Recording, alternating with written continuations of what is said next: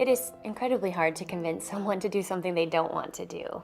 I think if you can approach your loved one from a place of love and concern, I think that is probably the best way to broach the subject. There's a strong underlying feeling that they want to stay in their home, but if they're approached by their children who they trust and their doctor that they trust, it might be less hard to swallow. A lot of times when a potential resident is approached by family members, the first thing they think is, how could you do this to me?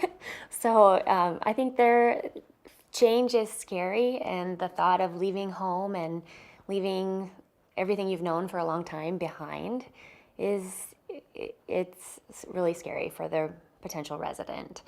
They often have misconceptions about what a community like this would look like and feel like.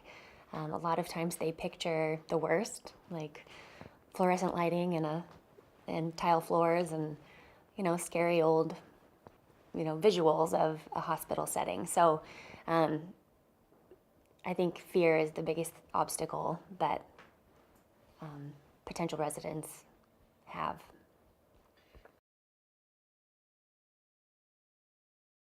Preparing for the talk, I think that would be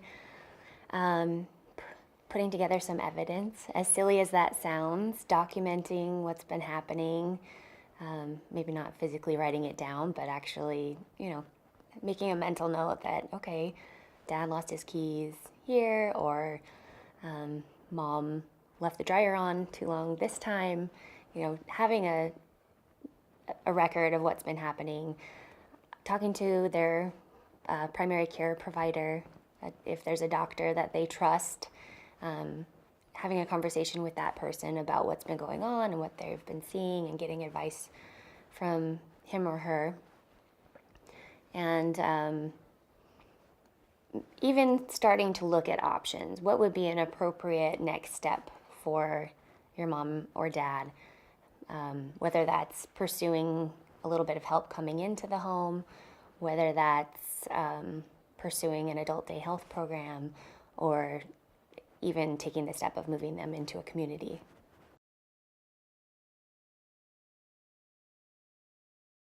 It's one thing to share all the benefits of a community with them and just list them and tell them, but it's a whole other experience if you can get them to come into a community and experience it themselves. I love to see when a senior is visiting our community and they meet people and they're excited by those new relationships, and they try a meal and they're blown away because they've been eating sandwiches every meal for the last few months. And they try some of our activity programming, and they love happy hour, and so they get to try those things. And so that is the best way, I think, to share with them what the potential is.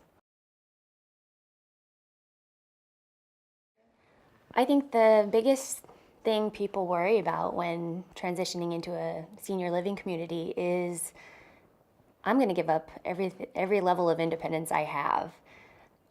They feel like when I move in, I won't be able to have my own space. I'm going to be sharing a room. They have all these ideas of what will change. The reality is, in my experience, I see people become more independent because suddenly they're not relying on a family member to drive them somewhere. They aren't relying on those various obstacles that come up when you're living at home and can't do things on their own. This way, they have someone cooking and cleaning for them, and they can go back to being themselves and having fun and enjoying life. I think in the case of someone with dementia, it's a lot easier if you aren't making a big deal out of it. If you can say, hey, we're going to go have lunch at this beautiful restaurant, and get them in the door pretty seamlessly that way, that's the best way, because then they're not worried about it, they're not grieving the loss of leaving home, and that can work in some cases. For someone who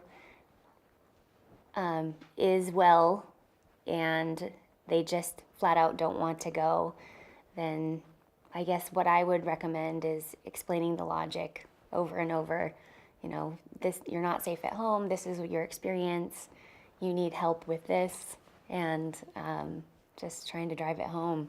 A good way to get over that fear is to try a respite stay, which is a short-term opportunity for you to try out the community without any level of permanency. So someone can do just a few days, or they can try a couple of months, and that way they don't feel like they have to commit to anything long-term, but it gives them a great understanding of how it will feel once they've moved in.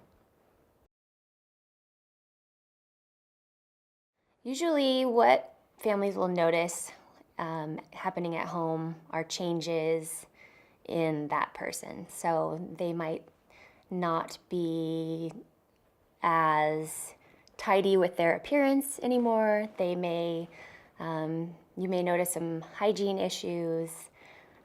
People have shared stories of scary cooking incidents where mom is leaving things in the microwave way too long. If their mom or dad or other loved one is having falls, or if they have dementia and are leaving the house without someone with them, or if, you know, just general confusion and poor decision making can be telltale signs that it might be time to start looking. My best advice for someone dealing with an aging parent would be not to wait to have those conversations. It's incredibly important to have a plan in place and not wait for that crisis to happen. Overall, like I have talked about before, the best transitions are the ones where the resident is involved. And so I like to encourage them to bring mom or dad to visit, have lunch, stay for activities, be a part of choosing what apartment style they would like that fits within their budget, help choose decoration items, you know, what pieces of furniture would you like to bring and see in your apartment. Those little things can help them feel like it's not being sprung on them. So it's, I think, a really valuable part of the process to include them in some of those little decisions and even the big ones.